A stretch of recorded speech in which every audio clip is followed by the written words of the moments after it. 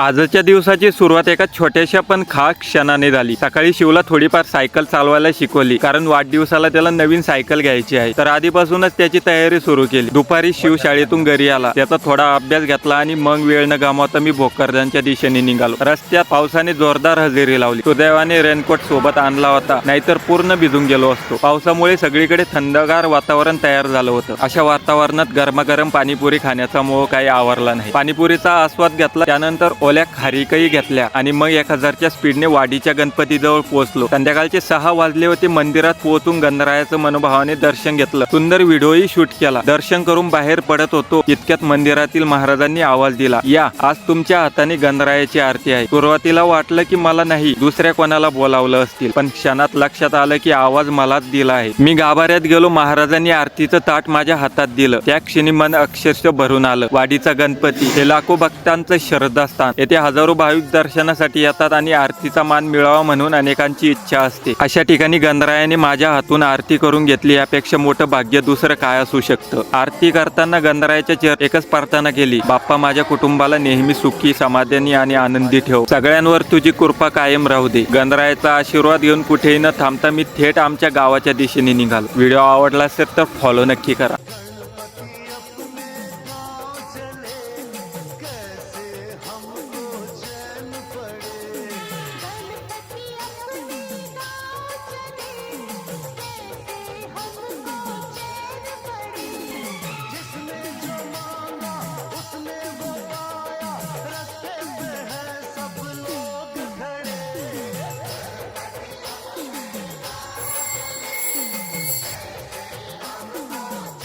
वाटेमध्ये वाडीच्या गणपती या ठिकाणी मी थांबलो, पण संध्याकाळचा आरतीचा मान माझ्या हाताने झाला, त्याच्यापेक्षा मोठा आनंद असूच शकत नाही। गणपती बाप्पा मोरया।